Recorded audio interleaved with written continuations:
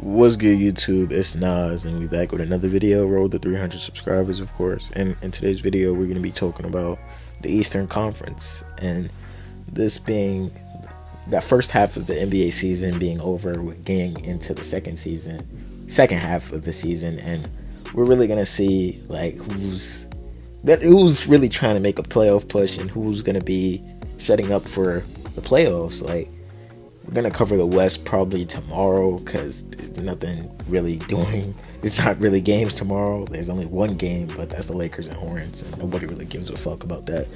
But getting into the number one seed in the Cleveland Cavaliers, who are 44-10, and the Cavs have been amazing this season. Like, I don't know anybody that expected the Cleveland Cavaliers to be the number one seed right now, and they are set up wonderfully for the playoffs. Like, they have their coach in Kenny Atkinson, who has them sharing the basketball, has them playing beautiful basketball actually, and there's a reason why they're at the top, and I don't see them slowing down whatsoever. And the Cavs just have to prove that this wasn't a fluke. Like, they have to get past the first round and possibly to the conference finals for me to think this is actually a run for them to maintain. But Donovan Mitchell obviously isn't having one of his best seasons, but they're at the top of the East for a reason. Like, they have three All-Stars in him, Darius Garland and Evan Mobley, their franchise center in Jared Allen, their new addition in DeAndre Hunter, which is a great scorer for them. I love that pickup for them. They have role players in Ty Jerome and Max Strus.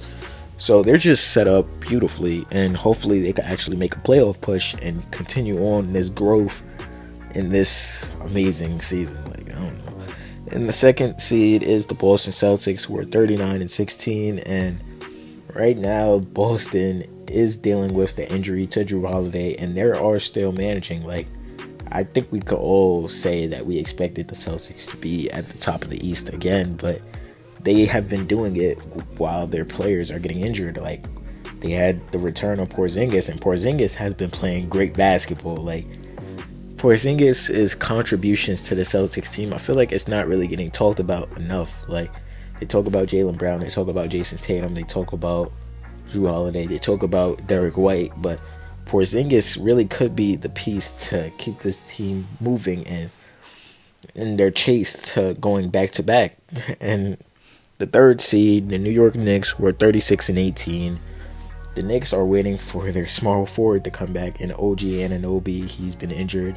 And they're going to get another addition to Mitchell Robinson, who was supposed to come back in March, I'm pretty sure. And that gives them the backup center, so Karl Anthony Towns could rest a little bit so he doesn't have to play 40 minutes every game. And Cat has been playing like Cat. Like, he's finally getting the recognition that he deserved in Minnesota, but because it's a big market, he's getting that now in New York. So it's great for Cat that he's finally showing why he's the top 3 center in basketball. And right now he's been top 2 with no Embiid, and Jalen Brunson being one of the clutchest players in the league, and we got Josh Hart being the Knicks junkyard dog. He's doing everything the Knicks need: defense, rebounding. It's just, the Knicks just need to make a playoff push this season too. Like, they can't be a disaster. They weren't a disaster last year. They just got injured. They was one injury away from a conference finals appearance. So hopefully they can double that up and keep on this growth for their second season together, or Cat's first season with this new team. And the fourth seed, the Indiana Pacers, are 30-23. They are 30-23 with Tyrese Halliburton, who's supposed to be their best player, playing one of the most inconsistent basketball that I've seen people who call a top 10 point guard play. Like, I don't know how they are the 4th seed. Every time I check, they're the 4th seed, but I don't know. Like, I just have no idea how they're here. But hopefully the Pacers can have Tyrese Halliburton get back to Tyrese Halliburton last year's things, like having played his best basketball again, because clearly he is not doing that right now. And Pascal Siakam has stepped up for them. He was the All-Star this season, so it's good to have another All-Star on that team with Halliburton playing not like himself and Benedict Mathurin being the scorer for this team. Like, he's the number one option when I watch them play. Like, he always has the ball and he's always trying to score. So I guess that's good for him. He gets the starting spot this season. He was a 6-man last season. And the next team is the Milwaukee Bucks, who are 29 and 24. Who the Bucks, they stepped it up from the beginning of the season. I remember people were talking about they may not make the playoffs, they might not, blah blah blah. But they really stepped it up. And Damian Lillard has gone back to playing like Damian Lillard. I understand last year he was an all-star starter and everything, but this year he's really playing like Portland Dave. Like, he's doing everything that the Bucks needed him to do last year, and he's doing it this year. Like, when Giannis has been out for injury, Dame has stepped up immediately, and Dame has done everything that it took for the Bucks to win without Giannis. And Giannis coming back from injury, the Bucks are going to need to build this chemistry enough for them to make a deep run in the playoffs. Obviously, they don't. They want to get back from last season when they were all injured, and they traded Chris Middleton for Kyle Kuzma, who Kyle Kuzma seems to be playing his best basketball for this team, and it looks like a great addition for the Bucks. Like, in my trade deadline video, I talked about how I didn't really see this doing anything, but clearly Kuz has been playing. Kuz was made for this Bucks team, I would say. And then you got Kevin Porter Jr., who's playing his best basketball, or not his best basketball since he's been back in the league. So I guess that was a great pickup for who they gave up in Marjon. I forgot his name.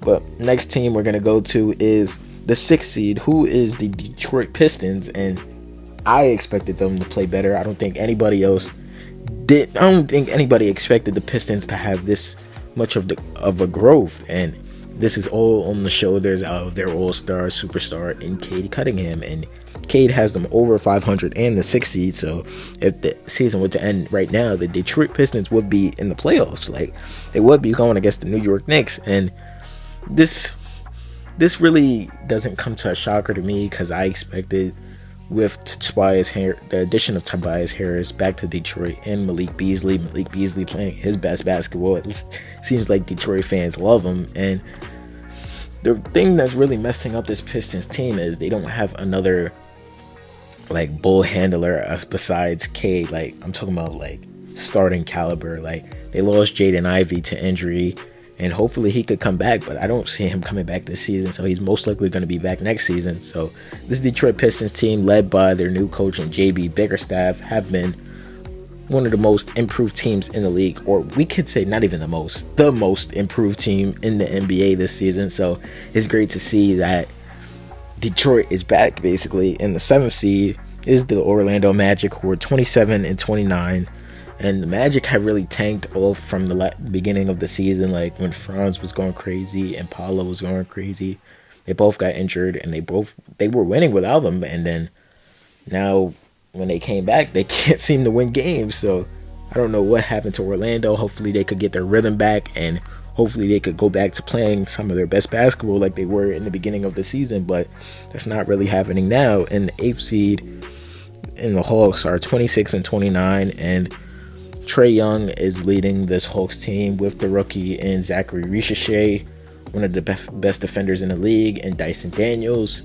Jalen Johnson is out for the season. They're starting power forward, so they're really trying to manage without him. Like, they're trying to still make a playoff push without him. I don't really see them going far this season. They got their young center in Onyeka Okongwu. He needs to never go back to the bench. I don't know why Clint Capella starts over him. I don't know. Like, it doesn't make sense to me. I said he should have been starting from his 2nd season, but it seems like when he starts, he plays some of his basketball. So I'm going to talk about that.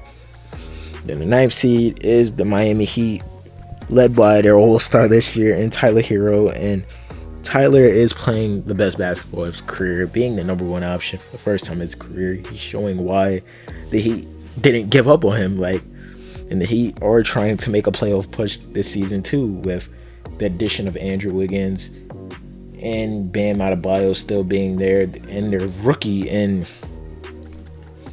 their starting power forward, I forgot his name, Khalil Ware, him being an upcoming rookie. So the Heat are just trying to stay on this growth. And the 10th seed is the Chicago Bulls, who I'm pretty sure they're not even trying to make the playoffs. I'm gonna keep it a bug. Like, they're trying to tank, so it's not really to talk about them. And the 11th seed is the 76ers, who are trying to get that play-in spot. They're not resting any of their players. Paul George is clearly injured.